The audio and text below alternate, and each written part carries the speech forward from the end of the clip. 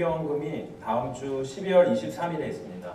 오늘 나눠드린 라팀은 크리스마스 아퍼링 이 봉투 받으셨을 때인데요. 이 봉투를 사용해 주시기 바랍니다. 2019년 교회 달력이 준비되었습니다. 아직까지 안 가져가신 분은 가정당 2부씩 가져가시기 바랍니다. 오늘은 이사야 9장 1절로 7절 말씀 중심으로 한 아기라는 제목으로 함께 은혜를 나누겠습니다. 저에게 인생을 살아오면서 가장 기뻤던 순간이 언제냐고 물어보면 저는 7년 터울로 이 두 아이가 어머니 뱃속에서 나와서 처음 이렇게 큰 울음을 터뜨렸을 때라고 말합니다. 많은 분들이 자녀의 출생 때를 기억하시겠지만 저와 아내에게도 이 아이의 출생은 어떤 것과도 비교할 수 없는 기쁜 순간이었습니다. 임신 기간의 설렘과 두려움을 지나서 아이가 태어나는 순간 정말 세상을 다 갖는 것 같은 그런 기쁨이 있었습니다. 한 아기의 출생은 한 가정에 있어서 무엇보다도 기쁜 소식입니다. 한 아이가 태어나며 우는 소리, 또 아기가 이제 자라가면서 이렇게 떠들고 시끌벅적하는 그 소리가 그 한 가정에는 정말로 기쁘고 그런 좋은 소식인 것입니다. 그런데 한 가정에서 기쁨이 되는 이 울음소리, 시끄러운 소리가 다른 가정에도 동일하게 기쁜 소리처럼 기쁜 소리가 될 수 있을까요? 사실 되어야 하죠. 남의 집 아기의 울음소리도 기쁜 그런 소리로 들려야 합니다. 근데 우리가 여러분이 비행기를 타고 고단한 몸을 이렇게 비행기로 출장을 갈 때를 생각해 보십시오. 앞자리에서 아기가 계속 비행기 내릴 때까지 울고 시끄럽게 하면은 그것이 꼭 기쁜 소리로 들리지는 않을 것입니다. 또 옆집에서 아기가 우는 소리가 그 소리 때문에 잠을 자지 못한다면은 아마 그 소리는 기쁜 좋은 소리보다는 소음으로 들리고 피곤한 것이 될 것입니다. 마찬가지로 한 국가에 있어서도 한 아이의 출생이 화제가 될 수 있어도 다른 국가에는 아닌 것입니다. 영국에서 왕실의 자녀가 태어난 것은 영국의 빅 뉴스입니다. 그런데 만약 우리나라에서 한국에서 이 영국 왕실의 그 황태자가 태어났다. 이 뉴스를 한 달 내내 계속해서 헤드라인으로 그렇게 뉴스를 기뻐하면서 준다면 이 뉴스는 어느 나라 뉴스냐 하면서 비판을 받게 될 것입니다. 한 국가에는 중요한 이슈가 되는 아기가 다른 국가에서는 전혀 무관심한 아기가 될 수 있는 것입니다. 그렇다면 저는 이런 생각을 해봤습니다. 이 모든 그 아기가 태어날 때 모든 가정을 다 함께 기뻐할 수 있는 아기가 태어날 수 있습니다. 그 아기의 기쁨이 탄생이 출생이 모든 국가의 기쁨이 되는 그런 아기가 있을 수 있을까요? 오늘 우리가 읽은 이사야 9장 말씀은 바로 그런 아기가 태어났다는 소식이죠. 여러분, 모든 사람들을 위하여 기쁨의 소식이 되는 아기가 태어난다는 그 예언이 얼마나 놀라운 예언입니까? 세상의 모든 아기들이 태어날 때에는 어머니 뱃속에서 9개월간의 준비 기간을 거칩니다. 주변 사람들과 부모에게 예고된 기간인 것이죠. 이 기간 동안 부모는 아기가 입을 옷을 준비하고 또 먹을 음식도 준비하고 또 아이의 이름도 짓습니다. 하나님께서 9개월 동안의 기간을 통해서 우리에게 준비하실 그런 시간을 주신 것입니다. 그러나 예수님은 9개월간의 예고의 기간이 아니라 아주 오래전부터 창세기에 아담과 하와가 타락한 직후 주신 예언부터 시작해서 수많은 예언을 통해서 이 땅에 오셨습니다. 그리고 역사가 흘러갈수록 그 예언은 좀 더 구체적으로 주어졌습니다. 오늘 본문 이사야 9장, 이때 이사야가 사역하던 시대는 주전 700년 경으로 그렇게 보는데요. 그때는 더욱더 구체적으로 장차 오실 메시아에 대한 예언이 주어졌습니다. 근데 그때는 이 이스라엘 역사에 있어서 가장 암울하고 어두운 시기였습니다. 이스라엘 민족이 아수르와 바벨론에 의해서 침략당하고 포로로 잡혀가고 또 병에 걸려서 죽는 가장 어두운 이스라엘 나라 역사에서 가장 어두운 그런 참혹한 시기였습니다. 그러면 질문이 있습니다. 왜 그 아기에 대한 메시아에 대한 예언이 역사에서 가장 암울한 가장 참혹한 순간에 그 예언이 주어졌을까요? 그것은 이 땅의 역사, 사람들이 모여서 만들어가는 어떠한 그 나라, 또 어떤 왕권, 그 모든 것에 대해서 가장 절망하는 순간에 구원자가 필요하다는 것을 깨닫게 되기 때문입니다. 인간으로서는 인간을 구원할 수 없다. 인간의 어떠한 권력으로서, 어떠한 힘으로, 어떠한 노력으로도 인간을 구원할 수 없다. 이것을 뼈저리게 느끼는 순간이야말로 바로 구원자의 오심을 기대하는 믿음의 눈이 열리는 것입니다. 그래서 이스라엘 역사에서 가장 절망의 순간에 메시아에 대한 희망의 약속이 주어진 것입니다. 오늘 첫 번째로 나눌 것은 빛으로 오신 아기 예수입니다. 빛으로 오신 아기 예수.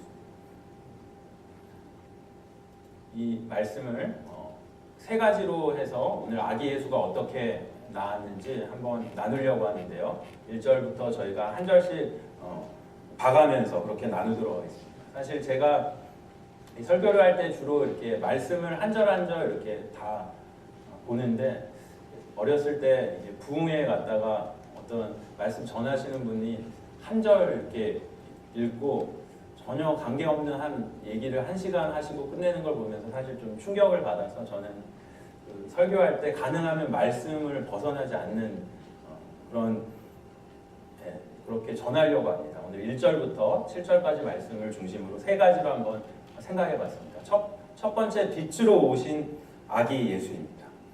본문 이사야 9장에 보면 이스라엘 역사의 가장 어두운 한복판에서 메시아에 대한 약속이 주어졌습니다. 이스라엘의 12지파 중에서도 가장 그 흑암이 심하게 임한 지파는 스불룬과 납달리 지파였습니다.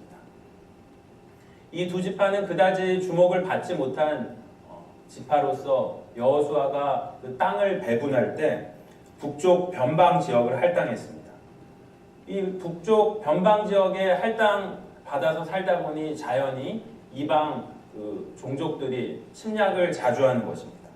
그래서 전쟁과 굶주림에 지친 스불론과 납달리 백성들은 왕이신 하나님을 배역하고 우상을 섬기는 이방 종교에 빠집니다.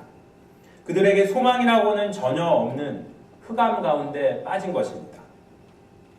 이러한 너무나 어둡고 희망이 없는 그 암흑한 현실 가운데 메시아에 대한 그 예언이 주어집니다. 1절, 2절 말씀 한번 같이 보시겠습니다. 1절, 2절. 전에 고통받았던 자들에게는 흑암이 없으리로다. 옛적에는 여호와께서 스불론 땅과 납달리 땅이 멸시를 당하게 하셨더니 후에는 해변길과 요단 저쪽 이방의 갈릴리를 영화롭게 하셨느니라. 흑암에 행하던 백성이 큰 빛을 보고 사망의 그늘진 땅에 거주하던 자에게 빛이 비치도다. 이렇게 기록되었습니다. 여기에 보면은 핵심 단어가 4개 나와요. 그게 뭐냐면은 처음 1절에서 전반에 고통이라는 단어가 나옵니다. 고통.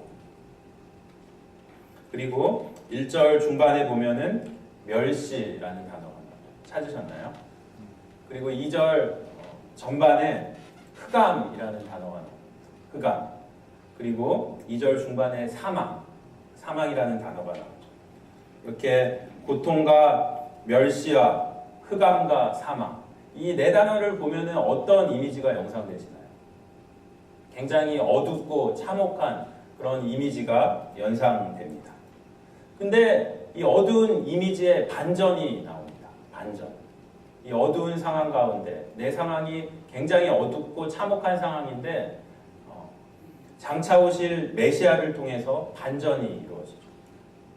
메시아를 통해서 이루실 놀라운 일들을 이렇게 묘사하고 있습니다. 먼저 고통을 겪고 있는 사람에게는 어둠이 사라집니다. 또 멸시, 모욕을 당하는 사람에게는 그 멸시로부터 벗어나서 영광스럽게 됩니다. 또 어둠 속에서 행하던 백성들이 큰 빛 가운데 행하게 됩니다. 그리고 죄와 사망의 그림자가 드리운 땅에 사는 사람들을 위해서 큰 빛이 비춰질 것이라고 그렇게 예언을 하고 있습니다.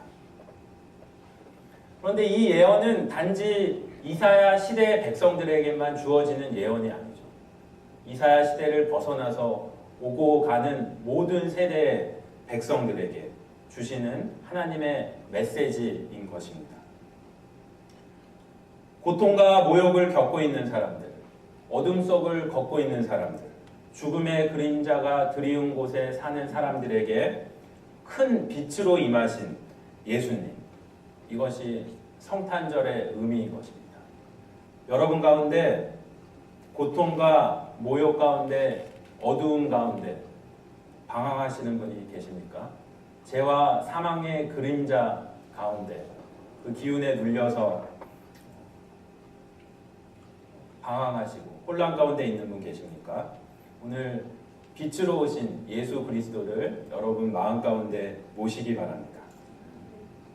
올해도 이제 조금만 있으면은 한 열흘 정도 남았나요? 크리스마스가 다가왔죠. 그런데 많은 사람들이 이 성탄절의 참 의미, 빛으로 오신 예수님, 어둠 가운데 빛으로 오신 이 예수님, 이 성탄의 이 참 뜻을 잊어버리고 정말 문화적으로만 이 크리스마스를 즐기려 하는 것 같습니다. 예수님을 믿지 않는 사람들도 불교나 해교도 그런 사람들도 메리 크리스마스 하면서 성탄절과 이 연휴를 가족들과 함께 즐기죠. 근데 이것은 문화적으로 성탄절을 맞이하는 것입니다. 근데 문제는 크리스천 중에서도 그냥 이 문화적으로 예수님께서 오신 성탄절을 맞이하는 사람들이 많이 있다는 것입니다. 그런데 크리스마스는 이 땅 가운데 빛으로 오신 아기 예수를 기뻐하는 것입니다. 그래서 우리가 성탄절 때 가장 많이 부르는 찬양도 기쁘다 구주 오셨네. 예수님이 빛으로 이 세상에 오신 게 정말 기쁜 것이죠. 여러분, 빛으로 오셨다. 빛으로 오셨어. 예수님께서 아기 예수가 빛으로 오셨는데 이 빛으로 오셨다는 말씀을 들으면 어떤 느낌이 드십니까? 저는 이것을 필리핀에 단기 선교를 갔을 때 참 비주얼로 정말 확 와닿게 체험했던 일이 있습니다. 필리핀의 도시에서 배를 타고 한 섬에 들어가서 또 그 섬에서도 한참을 들어가서 그 밀림 가운데 있는 한 시골에서 작은 교회에서 예배를 드렸습니다. 아까 선교 영상에 나오는 아프리카 그런 밀림 같은 곳이었는데, 그런데 제가 말씀을 전하다가 갑자기 전기가 나갔습니다. 그래서 이 정말 시골에서 전기가 나가면 칠흑 같은 어둠이다. 이게 확 와닿을 정도로 지금 저희가 이렇게 앉아 있는데 앞에 원고 전혀 안 보이고 사람들이 어디 있는지 감도 안 잡혀요. 그래서 예배를 계속 해야 되나 중단하고 한다고 선포를 해야 되나 참 방황하고 있었는데 저기서 한 성도, 원주민 성도가 촛불을 켜갖고 탁 갖고 오는 것입니다. 그곳에는 워낙 그런 일이 많기 때문에 이미 다 이렇게 촛불을 준비하고 있더라고요. 그래서 한 성도가 촛불을 켰을 때 어둠 가운데 빛이 비춘다. 정말 이게 비주얼로 확 와닿는 것을 제가 체험했습니다. 아무것도 보이지 않아 혼란스럽고 어둠, 그 말 그대로 어둠에 한 빛이 비치니까요. 예배당 안에 그 사람들도 보이고 말씀도 보이는 것입니다. 혼돈 가운데 질서가 돌아오는 것이죠. 여러분, 성탄의 축복은 어두운 가운데, 혼돈 가운데 빛이 임한 것입니다. 이 성탄의 바른 의미를 알고 이 어두운 세상에 빛으로 오신 아기 예수를 진심으로 기쁘게 맞이하는 성탄이 되시길 바랍니다. 질문이 있습니다. 여러분들께서는 예수님께서 이 땅에 오신 것이 정말로 기쁘십니까? 네, 아멘 하셨지만 어떤 분들은 이렇게 물으면은 세상에 이렇게 어둡고 답답한 일들 뿐인데 어떻게 기뻐하겠냐? 어떤 분들은 그러더라고요. 이 시국에 기뻐하는 게 말이 되냐? 참 우리가 현실을 보면 어둡습니다. 한국만 봐도 아까 기도하신 대로 정치 경제적으로 참 어려운 시기에 있고 많은 사람들이 학교를 졸업해도 잡이 없어서 백수 상태로 지내고 또 경제적으로 어렵기 때문에 결혼 자체를 포기하는 사람도 많이 있다고 합니다. 또 정치적으로도 보수와 진보 세력이 서로 대치해서 심한 이념 갈등 가운데 혼란 가운데 있습니다. 한국만이 아니죠. 미국도 트럼프 정부 이후 서로 다른 생각을 가진 국민들이 분열되고 이념 갈등을 겪고 있습니다. 유럽도 혼란스럽고 아직도 중동 같은 데서는 테러와 자살 폭탄 테러 또 전쟁의 공포 가운데 많은 사람들이 죽어가고 있습니다. 이러한 어둠과 혼돈의 세계를 볼 때 또 전쟁과 테러로 인해서 가족을 잃고 방황 가운데 있는 울부짖는 그 고아들을 볼 때 우리가 정말로 크리스마스를 기뻐할 수 있을까? 그런 의문이 드는 것입니다. 그런데 세상이 이렇게 어둡기 때문에 메시아 대신 아기 예수가 이 땅에 오신 것이 우리에게 유일한 기쁨인 것입니다. 세상에 어떠한 기쁨이 아니라 하늘에서 내려오는 기쁨을 우리가 경험할 수 있는 것입니다. 이 기쁨, 하나님, 아기 예수, 메시아가 이 땅에 오심으로 갖게 되는 기쁨을 오늘 본문 3절로 5절에서 이렇게 표현하고 있습니다. 오늘 우리가 두 번째로 나눌 것은 어둠의 땅에 빛으로 오신 아기 예수가 주는 복, 기쁨은 구체적으로 어떤 것인가 라는 것입니다. 3절 먼저 보시면 이렇게 되어 있죠.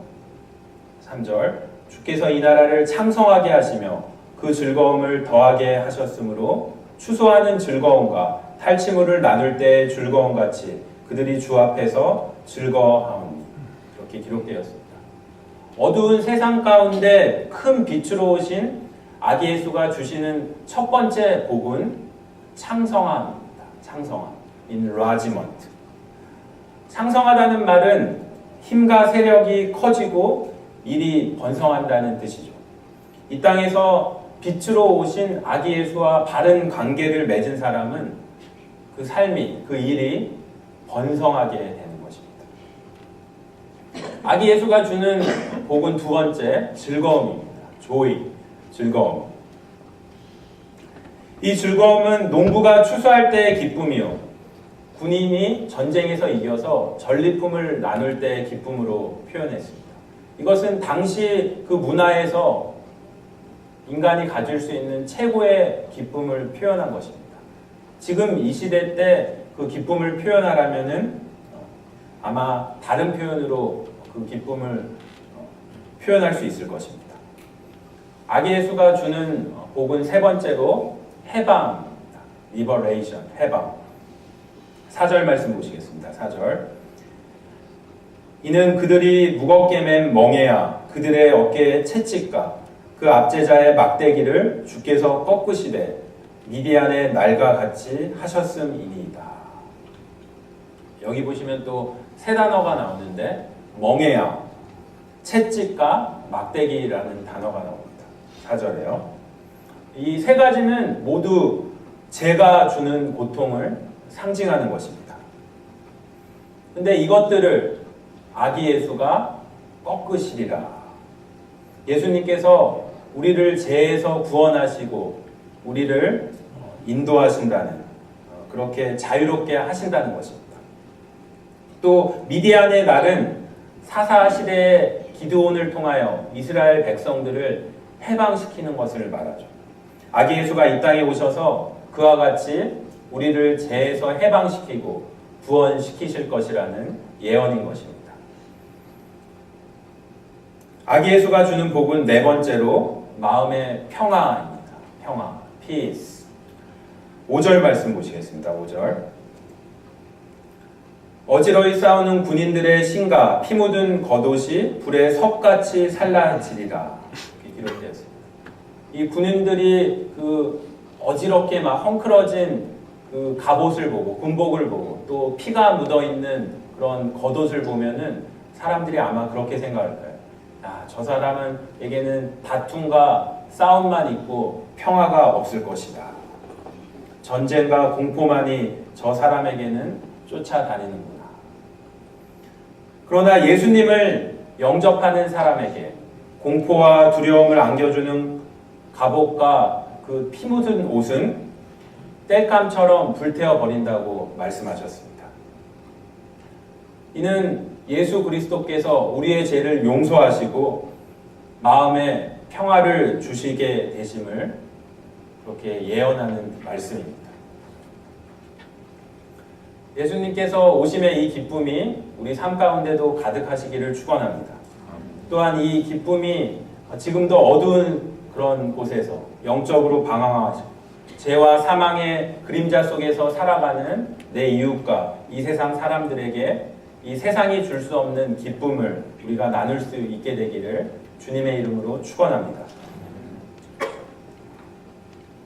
오늘 우리가 세 번째로 나눌 것은 어둠의 땅에 빛으로 오신 아기 예수가 어떤 분이신가라는 것입니다. 어떤 분이신가?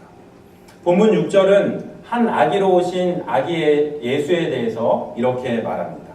6절 말씀 한번 다시 보시겠습니다. 6절. 이는 한 아기가 우리에게 낳고 한 아들을 우리에게 주신 바 되었는데 그의 어깨에는 정사를 메었고 그의 이름은 기묘자라 모사라 전능하신 하나님이라 영존하시는 아버지라 평강의 왕이라 할 것임이라. 이렇게 기록되었습니다. 여기 6절 후반에 보면요, 예수님의 이름을 5가지로 뭐라고 얘기하죠? 기묘자라, 모사라, 전능하신 하나님이라, 영존하시는 아버지라, 평강의 왕이라. 이렇게 5가지 이름으로 나타내고 있습니다. 그럼 영어 성경에 보면은 기묘자라, 모사라를 원더풀 카운셀러, 하나의 이름으로 그렇게 기록했지만 오늘은 기묘자와 모사를 나눠서 이렇게 5가지 이름으로 한번 살펴보겠습니다. 먼저 예수님은 기묘자가 되십니다. Wonder. 예수님께서는 우리가 이해할 수 없는 많은 상황 가운데 우리 삶의 주관자가 되셔서 합력하여 선을 이루게 하시는 섭리의 하나님이십니다. 그래서 바울이 로마서 8장 28절에서 이렇게 고백했죠. 우리가 알거니와 하나님을 사랑하는 자, 곧 그 뜻대로 부르심을 입은 자들에게는 모든 것이 합력하여 선을 이루느니라. 우리 인생의 많은 경우에 왜 하나님께서 내가 원하는 대로 그때 그 방법대로 뜻을 안 이뤄주시고 이런 과정을 밟게 하시나, 그 불평이 들지만 시간이 지나서 그것을 뒤돌아보면 하나님께서 나를 더 연단시키고 훈련시키기 위한 과정이었구나 하고 그 하나님의 놀라운 계획을 깨닫게 될 때가 많이 있습니다.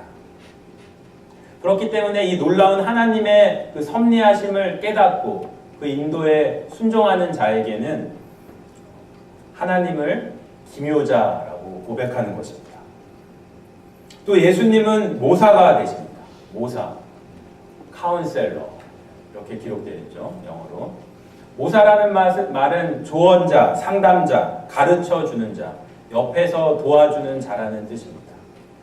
우리가 삼국지에 보면은 제갈량이라는 사람이 나오는데 이 제갈량처럼 그 옆에서 모든 지혜를 다 짜갖고 그 사람을 도와주는 사람, 이것이 모사인 것이죠. 근데 바로 예수님께서 우리의 모사가 되셔서 우리 인생의 모든 좋은 길로 지혜를 짜서 바로 옆에서 우리를 도와주신다는 것이 얼마나 힘이 되는 말씀인지 모르겠습니다. 우리 가운데 아무리 힘들고 어려운 흑암 같은 시련이 있을지라도 예수님께서 우리의 모사가 돼서 인도해 주신다는 이 약속을 믿고 나아간다면 우리의 인생의 어떠한 흑암도 사라지고 빛이 비치리라 믿습니다. 또 예수님은 전능하신 하나님이 되십니다. Mighty God, 전능하신 하나님. 우리 예수님께는 능치 못할 일이 없으십니다. 병든 자를 낫게 하시고 포로된 자를 자유케 하시는 분이십니다. 우리 인간의 힘은 연약하고 참 보잘것없지만 늘 쓰러지고 상처받지만 전능하신 우리 주 하나님을 우리가 의지할 때 하나님께서 우리를 일으켜 주시고 힘을 주셔서 싸워서 이기게 하시는 것입니다. 여러분 가운데 지치고 낙심된 분이 계시다면 딴 거 없습니다. 이 하나님을 바라보고 우리 주 하나님을 의지하시기 바랍니다. 그러면 주님의 이 강한 능력이 여러분에게도 임하실 것입니다. 우리 주님께서 이렇게 약속하시죠. 내가 너를 굳세게 하리라. 너를 붙들리라. 참으로 나의 의로운 오른손으로 너를 붙들리라. 이렇게 약속하십니다. 또 예수님은 영존하시는 아버지가 되십니다. 영존하시는 아버지. 에버레스팅 갓. 세상의 모든 것은 아무리 좋은 것이라도 한시적입니다. 템퍼러리. 한시적, 일시적이죠. 육신의 아버지 어머니가 너무나 큰 사랑으로 우리를 돌보시고 우리의 버팀목이 돼주시지만 영원하지 않습니다. 오히려 시간이 좀 지나면 이제 나이가 드셔서 아기처럼 되면 우리가 부모를 이렇게 돌봐야 되는 때가 오죠. 또 그것도 시간이 조금 지나면 이 생에서 이별을 하게 되는 것입니다. 그래서 시편 90편 10절에 모세가 우리의 연수가 70이요 강건하면 80일지라도 그 연수의 자랑은 수고와 슬픔뿐이요 신속히 가니 우리가 날아가나이다 이렇게 고백하고 있습니다. 그런데 템포러리가 아니라 퍼머넌트, 한시적이 아니라 영원하신 아버지가 되셔서 우리를 돌보시고 우리를 실만한 물과 의의 길로 인도하시는 그분이 바로 예수님이십니다. 예수님은 아버지와 같은 사랑으로 영원히 존재하시는 분이십니다. 또 예수님은 평강의 왕이 되십니다. Prince of Peace, 평강의 왕. 예수님께서 갈등과 대립과 미움과 다툼과 슬픔이 가득한 곳에 평강의 왕으로 이 세상에 오셨습니다. 메시아 되신 예수님께서 이 땅에 오셔서 특별히 하나님과 원수되었던 우리들과의 관계를 회복시켜 주셨습니다. 그래서 로마서 5장 10절에 곧 우리가 원수 되었을 때 그 아들의 죽으심으로 말미암아 하나님과 더불어 화목되었다고 기록되었습니다. 우리가 하나님과 이제는 화목되어서 구원을 얻었기 때문에 이제는 주님 안에서 저 천국을 바라보고 기쁨과 감사의 삶을 살게 되는 것입니다. 기묘자여 모사여 전능하신 하나님이여 영전하시는 아버지여 평강의 왕 되신 아기 예수께서 2018년 전 이 땅에 육신의 옷을 입고 한 아기로 오셔서 우리와 함께 하신 하나님 임마누엘이 되셨습니다. 7절에 이렇게 기록되어 있죠. 그 정사와 평강이 더함이 무궁하며 또 다윗의 왕자와 그의 나라에 군림하여 그 나라를 굳게 세우고 지금 이후로 영원히 정의와 공의로 그것을 보존하실 것이라. 만군의 여호와의 열심히 이를 이루시리라. 여러분에게 어떠한 어둠이 있으십니까? 고통이 있으십니까? 죄와 사망의 그늘이 있으십니까? 아무리 캄캄한 어둠일지라도 빛이 비치면 그 어둠은 즉시 사라집니다. 오늘 이 빛 대신 예수 그리스도를 기쁘게 맞이하시길 바랍니다. 그리하여 우리 가정과 우리 교회와 우리 사회에서 고통과 흑암과 사망의 그늘 가운데 있는 그 모든 것들은 사라져버리고 주님께서 주시는 번성함과 즐거움과 해방과 평화의 축복이 넘치기를 주님의 이름으로 축원합니다. 하나님 아버지 감사합니다. 기묘자여 모사여 전능하신 하나님이여 영존하시는 아버지여 평강의 왕 되신 예수 그리스도께서 2018년 전 이 땅에 오심을 저희가 기쁨으로 맞이하고 우리의 구세주로 삼고 나아가는 믿음을 저희에게 허락하여 주시옵소서. 그리하여 우리 가정과 우리 교회와 이 사회의 모든 고통과 흑암과 사망의 그늘은 사라져버리고 주님께서 주시는 번성함과 즐거움과 해방과 평화의 축복이 넘치는 저희 모두가 되게 하여 주시옵소서. 예수님의 이름으로 기도드렸습니다. 아멘. 자리에서 다 일어나셔서 찬송